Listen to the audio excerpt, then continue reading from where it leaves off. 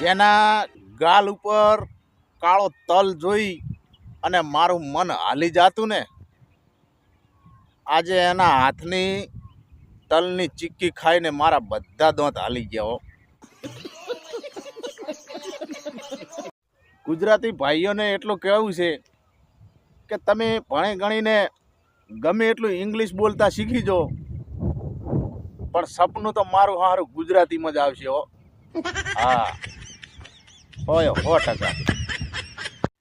આપણે નાના હતા ત્યારે ઘણી બધી જગ્યાએ કે આપણા ઘરના કે ગમે આપણને એમ કે આડાળવા રખડતા નહીં, પૂછ્યા વગર ચાય જાતા નહીં, મને પૂછ્યા વગર ચાય જાવ નહીં, ના કે બાવા પકડી જશે, આવું કહેતા નાનપણમાં. પણ મારું બેટી જારની સમજણ આવી છે ને બુદ્ધિ આવી ને તારની એટલું જ જાણવા મળે છે કે જ્યાં અહીંયા બાવા જ પકડાય છે. પકડવાવાળા ક્યાં ગયા? હાશી, અત્યારે કોઈ પણ છોકરી પોતાનો દુપટ્ટો જ્યારે માથા ઉપર ઢાંકે અને મોઢું આમ બાંધે એટલે છાપાવાળા તૈયાર જ બેઠા હોય, તરત ન્યૂઝ છાપે, નવા સમાચાર છાપીને મોકલે કે ગરમીનો પારો ચડ્યો. અને બાપડા છોકરા ભર જવાનીમાં ક્યાંક આવી ગરમીના કારણે ચક્કર આવીને પડ્યા હોય ને તો મારા ઓળશા છાપાવાળાએ સમાચાર છાપે કે આજની નવી પેઢી નશામાં ડૂબી ગઈ. એટલે મારા ભાઈ ટેમ્પરેચર વધારે છે એટલે પડી જવાય હોય. મિત્રો, ભારતની અંદર જે છોકરીઓને આપણે મોડલ તરીકે જાણીએ છીએ ને, એવી છોકરીઓ વિદેશની અંદર તરબૂચ વેચતી હોય છે. બોલો, સમાચારમાં હતું. હા છે, કાલે બરોબર રાતના 12 વાગ્યા આમ ઊંઘમાંથી જાગ્યો ને મોબાઈલ આમ હાથમાં લઈ અને જોયું તો એક મેસેજ આવેલો કે કાચી કેરીના બોક્સની અંદર 2 વિમલની પડી મૂકવાથી કેસર કેરી બની જાય છે. નીચે લખેલું લિખિતંત અજય દેવગન, અક્ષય કુમાર. શું કરવું કહો મિત્રો? આ તો ખાલી ટેલર જ છે. વિડીયો તમે પૂરો જોવા મજા આવશે. જોરદાર જોક્સો સંભળાવવાના હસી હસીને લોટપોટ બની જશો તમે. હા, ભરપૂર આવી ગરમીની અંદર તમને હસાવું, આનંદ આપું અને એટલું બધું મનોરંજન કરાવું કે ગરમી પણ ભૂલી જશે ને પરસેવો તમારો હુકાઈ જાય છે ભલા માણસ. હા, સોયડે બેઠા હોય ને એસીમાં બેઠા હોય તો વાંધો નથી, પણ મારા જેવા આવા ગરમીની અંદર બેઠા હોય ખુલ્લામાં તો ગરમી લાગતી જ હોય છે. તો મિત્રો, શરૂઆત કરવી છે ધમાકેદાર જોક્સોની.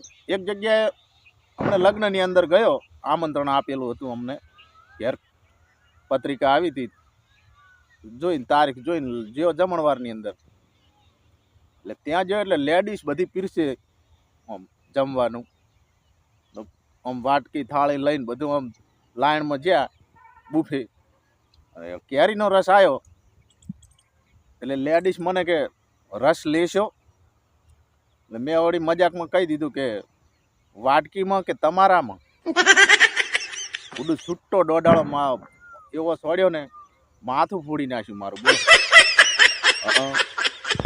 હમણાં સ્કૂલની અંદર એક શિક્ષક છોકરાઓને ભણાવતા હતા. તે છોકરાઓને એક સવાલ કર્યો કે છોકરાઓ, આ સસલા અને કાચબાની જે હરીફાઈની વાર્તા છે એમાંથી તમને શું બોધ મળ્યો? એક મારો બેટો અળવિત્રો છોકરો ઊભો થઈને કે સાહેબ, હરીફાઈ ભલે હારી જવાય પણ બાકી ઊંઘ તો પૂરી જ લેવાની. પહોંચ સુધી છોકરાને માર્યો. બોલો મિત્રો, જ્યારે પણ પત્ની એમ કે શું કહ્યું ફરીથી કહેજો, તો તમે એમ ના સમજતા કે એને સાંભળ્યું નથી. એ તો એમને તમને તમારા શબ્દો બદલાવી દેવાની તક આપી છે. હા, અને જો તમે બદલો તો ઠીક, ના કે આપણું આ તમારું આ જ બનવાનું. હા, હમણાં 2 દિવસ પહેલા મને એક ભાઈએ લિંક મોકલી, વેબસાઇટ, લખેલું નીચે કે વાવાઝોડું કઈ દિશામાં ફરે છે એ જાણવા માટે આપેલી લિંક ઉપર ક્લિક કરો. તો મેં ક્લિક કરી જોવા મળ્યું હતું વાવાઝોડું તો ઘરમાં જ મોટા મારે હતું. બોલો, અને આ તો પાછા મોઢા જ વાવાઝોડાથી બીઆઈ, બાકી પૈણેલાને તો રોજ હંગાથ જ હોય છે. મિત્રો આ ખાલી બોટલો લેવાવાળા જે ફેરિયા હોય ને, ખંભા કાચની ખાલી બોટલો જે લેવાવાળા હોય ને, એ આજે તમે જુઓ તો બંગલાઓ બાંધીને બેઠા છે. બોલો, પણ એ બોટલો જેને ખાલી કરીને એ બધા આજે જમીન વેચીને બેઠા છે. હકીકત છે યાર, જોક નથી. હા, રૂપાળી છોકરી જોઈને તમે તમારું તગારા જેવું પેટ અંદર લેવાની કોશિશ કરો ને,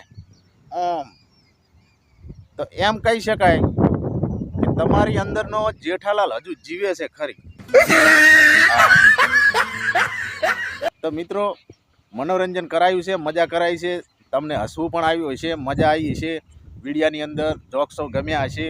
તો મિત્રો, આવા ને આવા ધમાકેદાર જોક્સોને બીજો વિડીયો જોવા માટે ચેનલને એકવાર સબસ્ક્રાઈબ કરી લેજો, અને વિડીયામાં મજા આવી હોય તો એક લાઈક કરી દેજો. મળીએ બીજા વિડીયોમાં નવા જોક્સો સાથે. ત્યાં સુધી રજા માગું. જય માતાજી.